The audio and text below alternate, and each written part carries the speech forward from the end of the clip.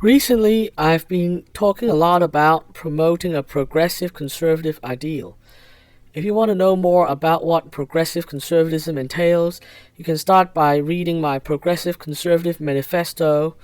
The biggest reasons why I'm talking about progressive conservatism now is because, in the face of the Trump led reactionary rights assaults on long standing civil rights programs and conventions that are too liberal for the liking, I have come to the view that we must take a stand for what we believe before it's too late. My other, more long standing reason for talking about progressive conservatism is because over the years I found that the left's model of change is actually a massive failure. Like I've said many times, it leads to the needless polarization of society and the burnout of generations of young people, and also opens the door to dangerous waves of backlash. Indeed, these two things are clearly linked in the present moment. It is the backlash to the 2010s woke left that has allowed the reactionary right to gain power, to be in the position they are in right now, to do the damage they are doing right now.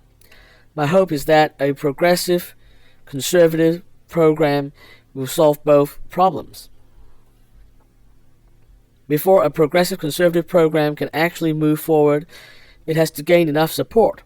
Some of the support is going to come from centrists, moderate libertarians, and genuine anti-woke liberals, all of whom were frustrated at the woke excesses of the 2010s, but even more worried about the reactionary right's authoritarian overreach under Trump. I count myself as firmly belonging to this category. However, we also need to pull people from the more progressive side of the political spectrum because, let's face it, right now all the energy is with either those who identify as progressives or the MAGA crowd, and any movement that can accept MAGAism will have to find allies on the progressive side if it is to grow. The reason why I am criticizing the left's model of change is because I want to convince progressives to come over to our side.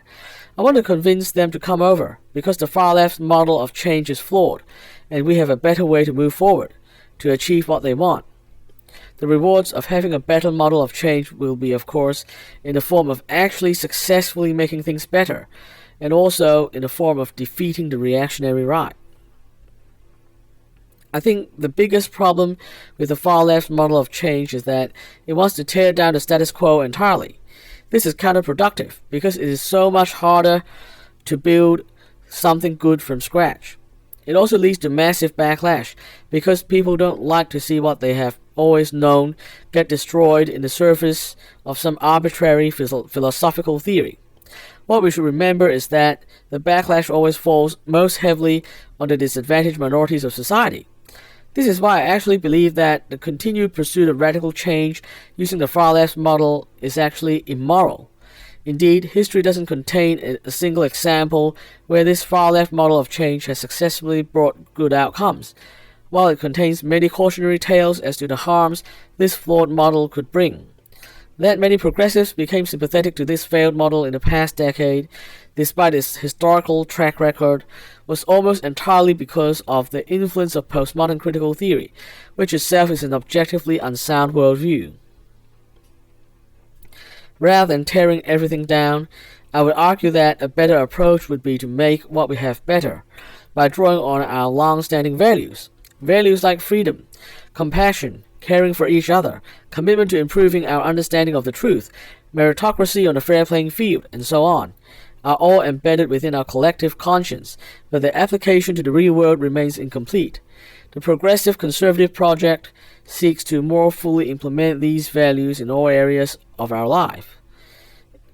It therefore seeks to strengthen, rather than deconstruct, our traditional inheritance. Through this process, we can certainly advance civil rights, make society more inclusive of minorities, and fairer for everyone, and so on. This is especially true if we can argue against the politics of the reactionary right on the grounds of these traditional values. This should be easy to do, given that the reactionary right clearly does not care about harming real-life people, and does not care about science or truth either. I believe the flagrant violation of our long-standing values by the reactionary right under Trump gives us a good opportunity to argue for a better world based on upholding these values. But we can only successfully do that if we truly leave the nihilistic ideologies of deconstructionist postmodernism and oppressor versus oppressed, a totalitarian critical theory behind. I think the choice is clear as to which path we should take going forward.